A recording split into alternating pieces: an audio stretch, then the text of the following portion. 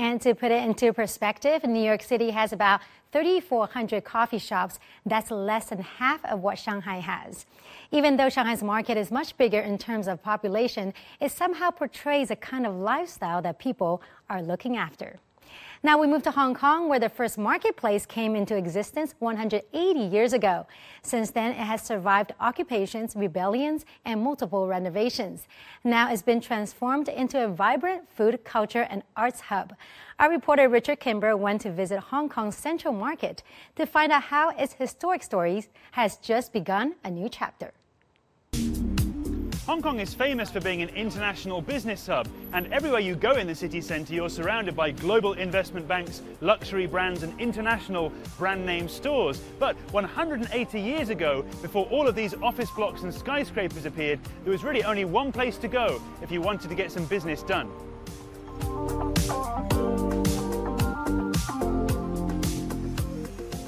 Hong Kong's Central Market opened in 1841.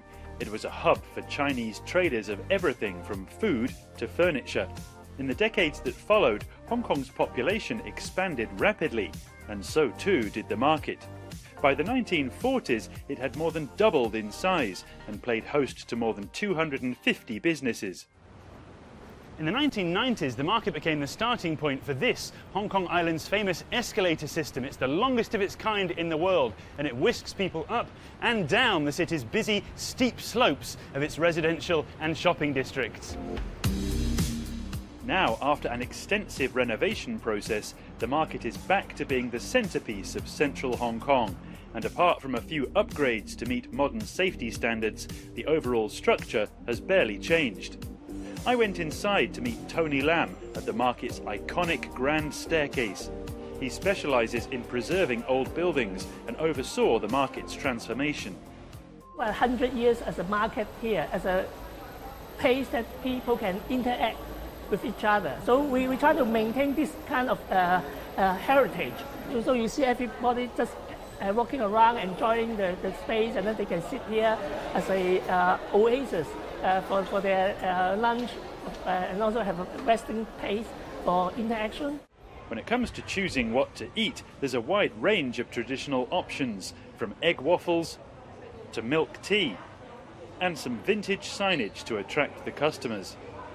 There's plenty of classic memorabilia on display too, including old ticket machines for Hong Kong's tram line and replicas of the city's famous neon street signs.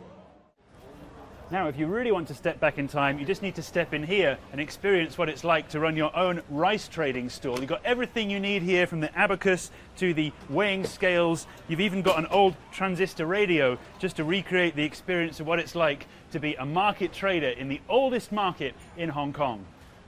The space is drawing crowds of all ages, including some of the city's potential future conservation leaders.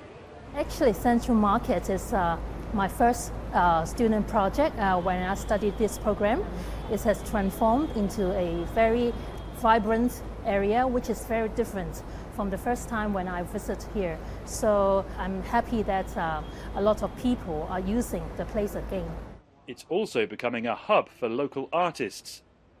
When you study about Central Market, you can know more about Hong Kong history, and you can see all around the building is a high-rise building, and in here you can take a rest here and take a coffee and do some sketching.